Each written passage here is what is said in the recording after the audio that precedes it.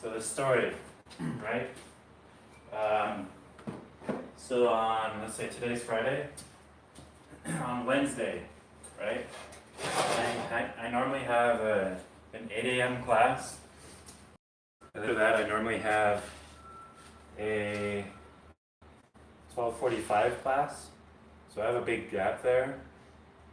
And then after that, my next class is it's 4 o'clock. So I have like an 8 a.m., a 12:45 class, a 4 o'clock, and then a 5:30 class or something. So I have a kind of a long day just because of these giant gaps.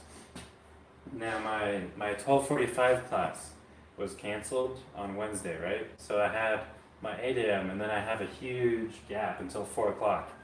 So I had nothing to do, right? And so I decided I was gonna go take a nap.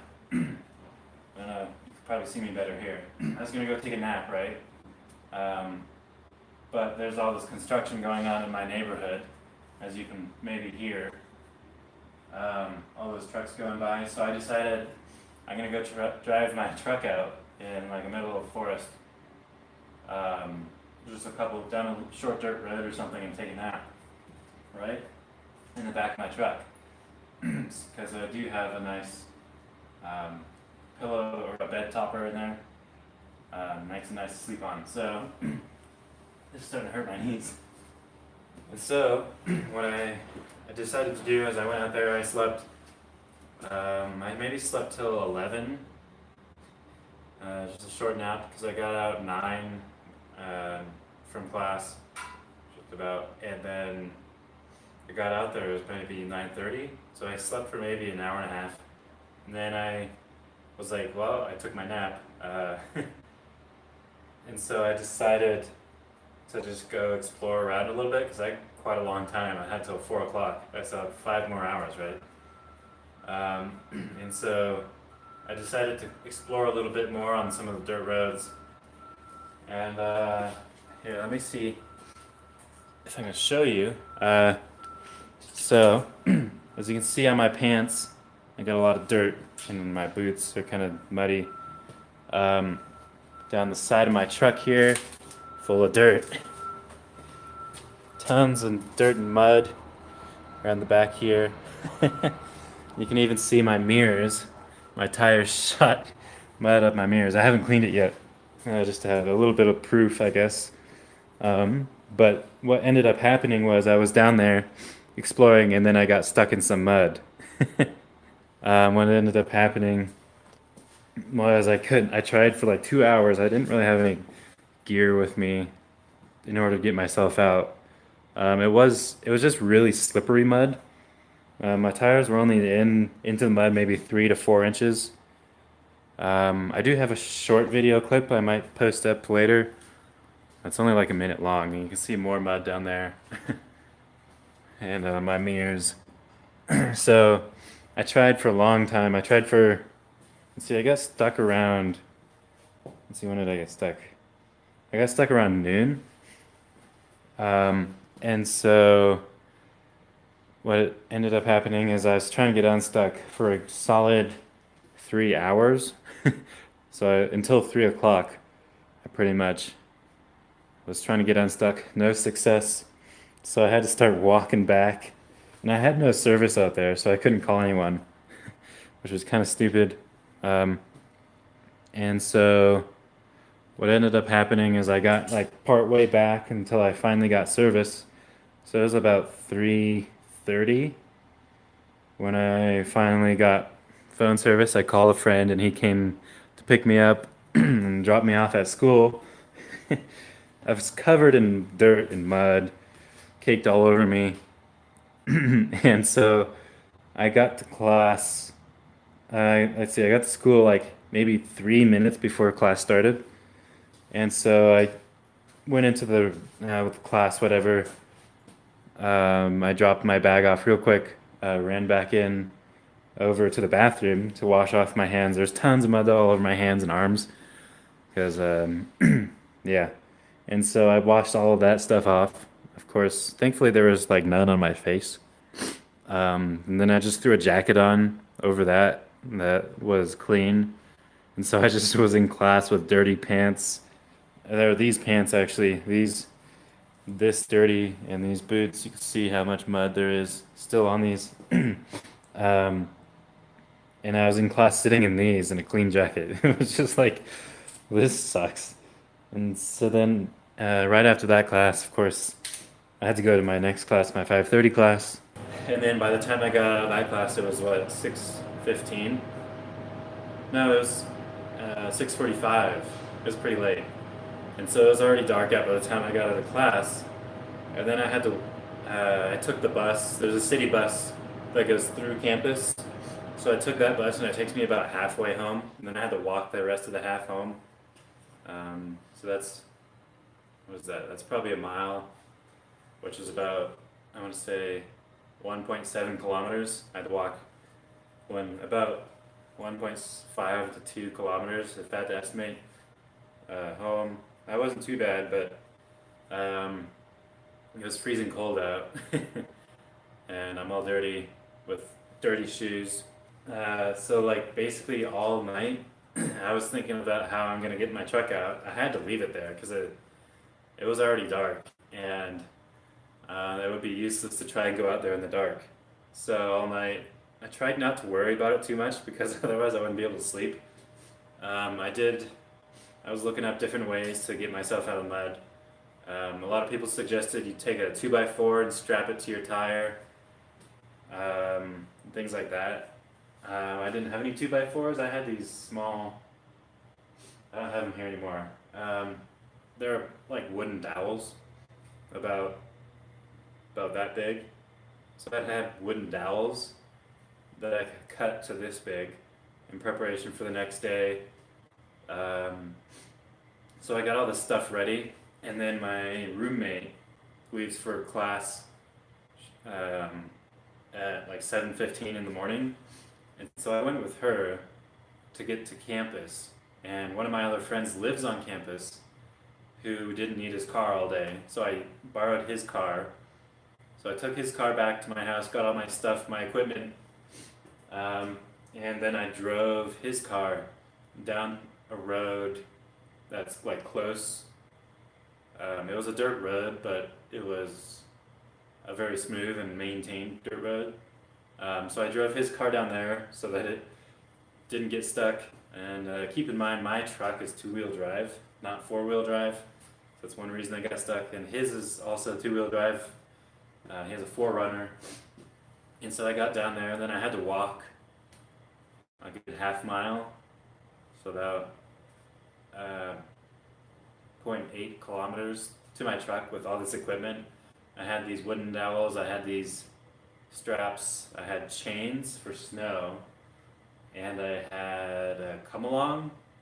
Do I still have that? Actually, let me show you what a come along is if you don't know. Oh, I also had a shovel. So I got my shovel here. I'm not gonna open this up. And then these are my chains. A come along is this thing, right? So it's basically kind of like a manual winch.